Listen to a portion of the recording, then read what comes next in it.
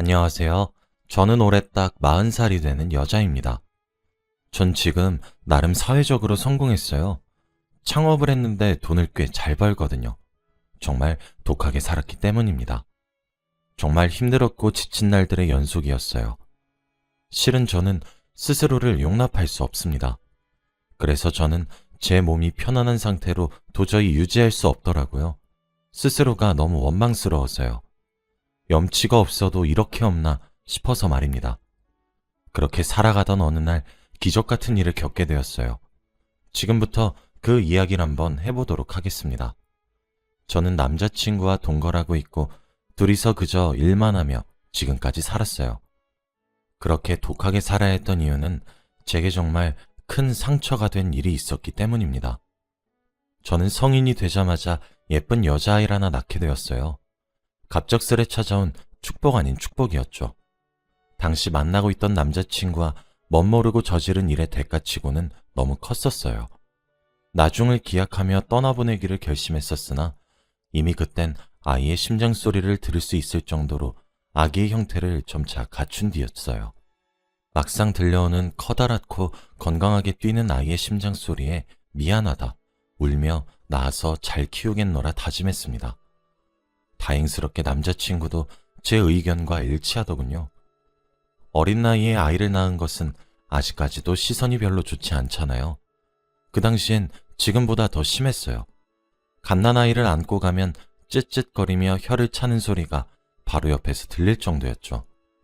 저와 남자친구는 둘 다 달동네 출신입니다.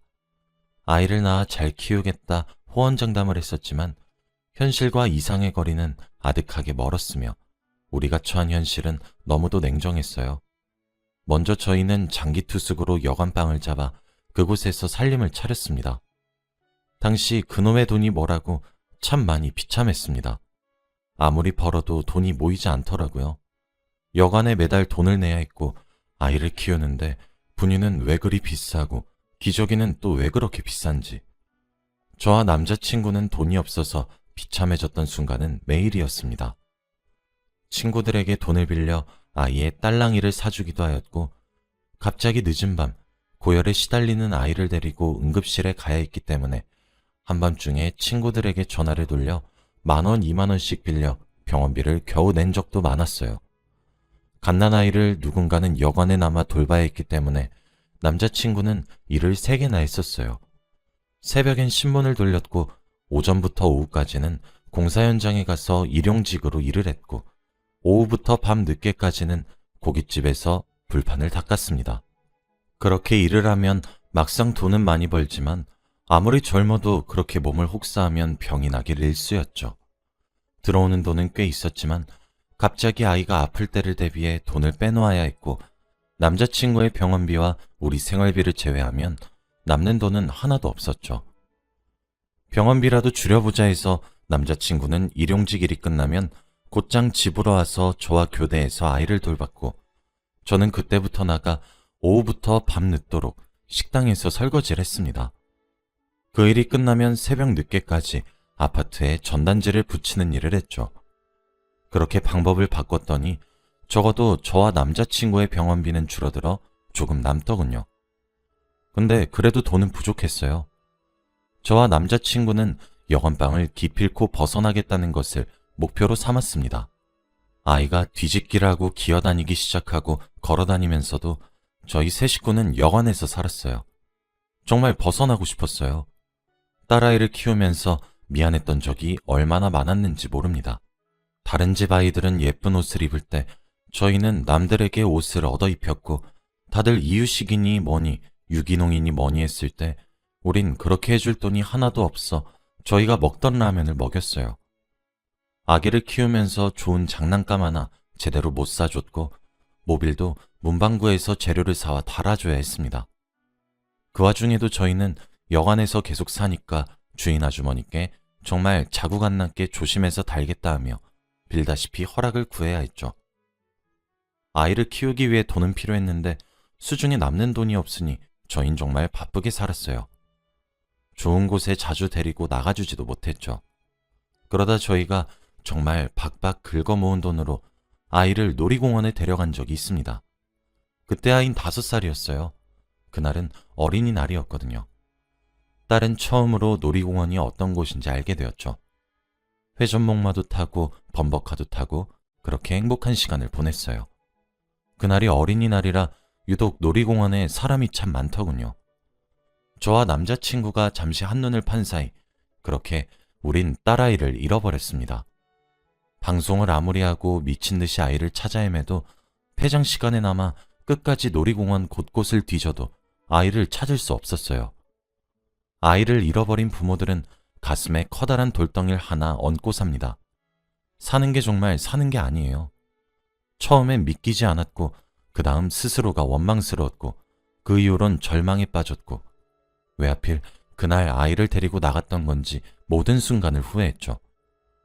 제가 아이를 찾을 때 남자친구는 일을 했고 제가 일을 할 때 남자친구는 아이를 찾았어요. 놀이공원을 미친 듯이 헤매고 다녔고 실종 신고를 했지만 저희는 결국 찾을 수 없었습니다. 저와 남자친구는 점점 미쳐가기 시작했죠. 딱 반쯤 돌아버릴 것 같았어요. 저보다 남자친구의 마음이 더 단단했고 강했던 것인지 남자친구는 아이를 찾는 것을 멈추고 저를 챙기기 시작했어요. 지금 생각해보면 그것도 참 쉽지 않은 일인데 그렇게 해준 남자친구에게 고맙지만 당시엔 정말 원망스럽더군요. 그렇게 우린 매일 갈등을 겪었습니다. 여전히 형편은 나아지지 않아 싸움도 잦아졌고 아이를 잃어버려 미쳐가고 있었던 저와 남자친구는 매일 언성을 높여가며 싸우기 급급했죠. 저희는 아이부터 생겼기에 혼인신고도 결혼식도 하지 못한 상태였거든요. 남자친구와 저는 헤어졌다 만났다를 반복했습니다. 미쳐 사는 제게 지쳤다가도 저를 챙기러 오기를 반복했죠. 아이를 잃어버린 지 5년 정도 되니 전단지를 보고 비슷한 아이를 봤다는 말에 헐레벌떡 찾아가 아니란 사실을 확인하길 수십 차례가 되니 저도 점차 지쳐갔어요. 남자친구에게 하나 고마웠던 것은 남자친구는 저를 포기하지 않아 주었단 점이죠. 매번 기대에 들떠 남자친구에게 말을 해 같이 방문해서 아니란 말에 주저앉는 저를 옆에서 참 많이도 위로해 주었습니다. 남자친구가 그러더군요. 꼭 찾게 될 거니까 그때 아이를 찾게 되면 그동안 해주지 못한 거 다 해주자고. 그러니까 우리 기반도 닦아보자고. 이제 정신 차리고 돈도 아이를 위해 모아놓고 안정적인 수입도 가져보자고. 그러니까 여기서 주저앉지 말라고 우리 명의로 전셋집도 구해서 아이가 돌아오면 언제든지 모든 걸 해줄 수 있는 환경도 닦아놓고 싶은데 엄마란 사람이 이렇게 쉽게 지치면 되겠냐고 말이에요. 그 말에 기대어 일어섰습니다. 그동안 모은 돈으로 남편은 10평 남짓한 가게를 하나 얻었어요. 남편은 분식집을 오픈했고요. 남편은 저와 나이는 같았지만 저보다 훨씬 어른스러웠습니다. 옆에서 제가 지쳐 쓰러지면 일으켜 세워주고 울면 달래주고 그렇게 꾸역꾸역 저희는 살아갔어요. 점점 줄어드는 연락에 저도 남편도 점점 찾는 건 바라지도 않고 살아있기만 해달라 빌었죠. 그렇게 시간이 흘렀고 그 사이 우리는 여관방도 탈출해 작지만 아담한 집도 마련했고 돈도 꽤 많이 모였어요. 맛집 프로그램에 출연도 해서 매출도 많이 올랐죠. 번화가로 자리를 옮겨 더 큰 곳에서 장사를 할 수 있게 되었습니다. 우울했던 우리 부부는 점차 활기 있게 생활할 수 있게 되었어요. 사람이 많이 지나다니는 곳에서 일을 하게 되다 보니 일손이 모자랄 수밖에 없더라고요. 돈도 넉넉히 벌어들이고 있는 입장이라 알바를 쓰기로 결정했어요. 면접은 제가 담당했죠. 수많은 사람들을 대상으로 면접을 보았습니다. 그중 딱 한 사람이 눈에 띄었어요. 여자아이였습니다. 그 여자아이는 나이에 비해 조숙해 보였어요. 면접을 보다 알게 되었죠. 여자아이는 부모가 없다고 하더라고요. 지금 근근히 벌어먹고 산다고 하였습니다. 한마디로 사정이 참 딱한 아이였어요. 저도 아이가 있었다면 딱 저만한 또래일 텐데 싶기도 했고 아이의 사정이 딱하기도 하고 다른 아이들보다 더 절실해 보여서 열심히 일을 할 것 같아 그 아이와 일을 하기로 했어요. 아이의 이름도 혜원이었는데 여러모로 잃어버린 아이의 생각이 참 많이 나게 하더라고요. 이름도 똑같았거든요. 그래도 저희 가게에서 일을 하면 혜원이는 제 예상처럼 정말 싹싹하게 일을 하기 시작했습니다. 분식집이긴 하지만 서비스업과 비슷한데 혜원이는 항상 생글생글 웃는 낯으로 일을 했어요. 얼굴도 예쁘장해서 주위에 있는 남학교의 수많은 첫사랑의 대상이 되기도 했죠. 혜원이는 참 기특한 아이였어요. 성실하기도 하고 싹싹하기까지 한 직원을 미워할 순 없었죠. 저는 혜원이를 더 잘 챙겨줬어요. 반찬도 몇 번씩이나 해다 주기도 하면서 말이죠. 혜원이는 저를 사장님이라고 하지 않고 엄마 하며 저를 잘 따랐어요. 그렇게 많이 친해졌죠. 그런데 어느 날이었습니다. 그 일은 눈 깜짝할 새 순식간에 벌어진 일이었어요. 정신을 차려보니 바닥엔 혜원이가 쓰러져 있더라고요. 알고 보니 선반 위에 올려놨던 물건들이 와르르 떨어졌는데 그 바로 밑에 제가 있었나 봅니다. 혜원이는 무너지는 걸 보자마자 제게 달려와 제 머리부터 폭 끌어안아 감싸고 자기가 대신 맞은 거였어요. 와르르 떨어진 물건들이 전부 혜원이를 덮쳤더군요. 무슨 정신으로 119를 불렀던 건지 응급실까진 어떻게 가게 된 것인지 알 수 없었어요. 하필 남편은 그때 배달을 나갔었던 때였죠. 정신을 차려보니 수술실 바로 앞이더라고요. 물건들이 떨어지면서 두개골에 금이 갔고 안에 피가 고일 수 있다며 긴급수술을 들어가야 했어요. 고아였던 혜원이를 제가 보호자 하겠다고 나서서 겨우 수술을 할 수 있었습니다. 물건들을 맞으면서 어깨도 크게 찢어졌다고 출혈이 크다고 하더라고요. 도중에 혈액팩을 들고 뛰어다니는 모습을 보니 정말 가슴이 철렁했습니다. 수술 경과가 괜찮길 간절하게 기도했어요. 그 기도가 통했던 것인지 혜원이의 수술은 매우 성공적이었고 젊고 건강했던 터라 회복의 속도도 빨라졌죠. 소식을 듣고 찾아온 남편도 혜원이에게 고맙다며 눈물을 보였습니다. 그 순간부터 저희에게 혜원이는 더 이상 딱 한 알바생이 아니라 소중한 은인이 되었어요. 원래도 마음의 문이 닫혀 있었던 편은 아니지만 그 이후로 활짝 열렸죠. 저와 남편은 혜원이를 정말 딸처럼 여겼어요. 그런 저희의 애정과 친절이 혜원이에게 부담이 되는 것은 아닌지 종종 걱정이 되었었는데 나중에 들어보니 혜원이도 못 느꼈던 부모의 정을 느끼게 된 것 같아서 괜찮았다고 하더라고요. 저희 셋은 그렇게 가게를 운영해 나가기 시작했습니다. 모든 일이 순조로웠죠. 하지만 어느 날부터인가 혜원이의 얼굴이 많이 어두워지더라고요. 건강검진을 하는 날 이후로 말이에요. 아니나 다를까 건강검진에서 정밀검사를 해보자고 했다는 겁니다. 간 쪽이 이상하다고 하면서 말이죠.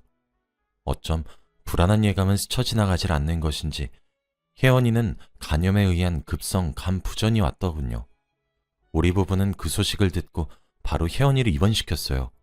상황은 날이 가면 갈수록 점점 악화되었죠. 혜원이는 결국 간 이식이 최선의 방법이었습니다. 내사자의 간을 기다리는 것도 순서에 너무 밀려 있어 거의 불가능에 가까웠어요. 정말 안타까웠습니다. 하얗고 말갛게 웃을 줄 알았던 혜원이의 얼굴은 점점 누런빛을 띄어가는 것이 보기 힘들 정도였거든요. 간 이식이 시급하다고 하더군요. 하루는 장사를 마치고 집을 가기 전에 혜원이의 병원에 잠시 들린 적이 있었어요. 혜원이는 안 자고 있더군요. 오늘 왠지 제가 올 것 같은 느낌이 들었다고 하면서요. 그러면서 우린 오랜만에 도란도란 이야기를 했어요. 혜원이가 자신의 과거 이야기를 해주더군요. 처음이었죠. 근데 등골이 오싹하더라고요. 혜원이는 엄마, 내가 내 얘기 해준 적 없죠? 오늘따라 왜 이렇게 기대고 싶어지는 건지 모르겠네. 나 이때까지 진짜 잘 버틴 것 같은데. 아니 내가 아까 악몽을 꿔서 그런가? 나 진짜 이제 얼마 안 남은 것 같고 그런 느낌이 들어서 그런가? 마음이 좀 그래요. 사실 나 부모님이랑 어렸을 때 헤어졌었거든요. 엄마 아빠랑 놀이공원에 갔었는데 그때 잠시 정신 팔렸었단 말이에요. 근데 그 잠깐 사이에 엄마 아빠가 사라지고 없더라고요. 그리고 누군지도 모르는 어른들에 둘러싸여가지고 고아원에 가게 되었어요. 그런데 고아원에 가면 뭐해? 우리나라가 지원을 잘해주는 것도 아니고. 아이들은 모두 성장기라 배가 고프고 우리가 먹을 수 있는 양은 한정적이었어요. 매일 싸워야 했어. 이불 개수도 모자라서 비집고 들어가서 눈을 붙여야 했고 그랬는데 이렇게 죽을 거면 뭐하러 그렇게 열심히 살았는지 모르겠어요. 아, 엄마 만나려고 그랬던 건가?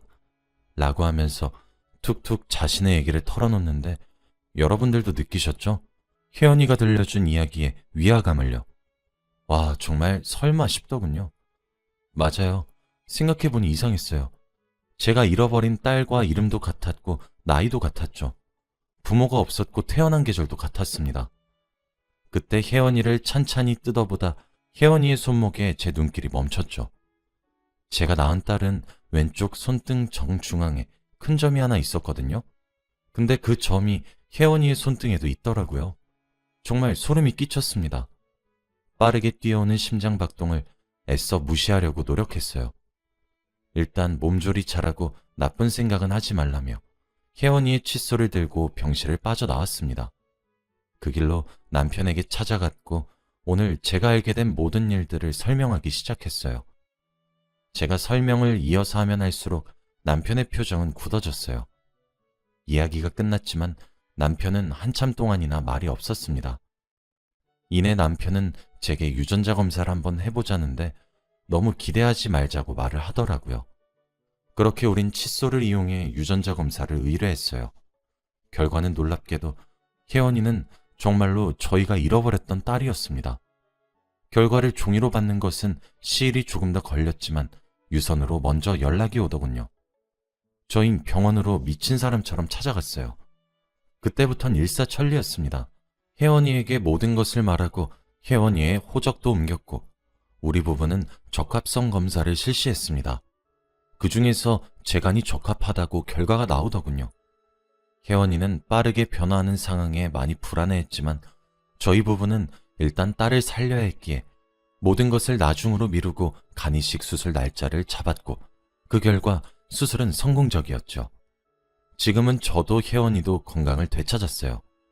우린 기적적으로 10여 년 넘게 흘러 만날 수 있었습니다. 혜원이는 저희에게 진실을 듣고 난 후 얼마나 울었는지 몰라요. 저희 세 가족은 그날 정말 눈물로 한강을 만들었습니다. 글을 적으면서 다시 느끼지만 피는 물보다 진하다는 말이 정말 맞는 말 같아요. 저희 세 가족이 그런 엄청난 우연과 우연을 통해 다시 이어질 수 있을지 몰랐으니까요. 정말 믿지도 않는 신에게 얼마나 감사 인사를 드렸는지 모릅니다. 저와 남편 그리고 딸인 혜원이랑 다음 주에 함께 웨딩 사진을 찍기로 했어요. 저와 남편은 사는 것이 더 바빠 결혼 사진도 찍지 못했고 식도 제대로 올리지 않고 혼인신고만 하고 살고 있었거든요.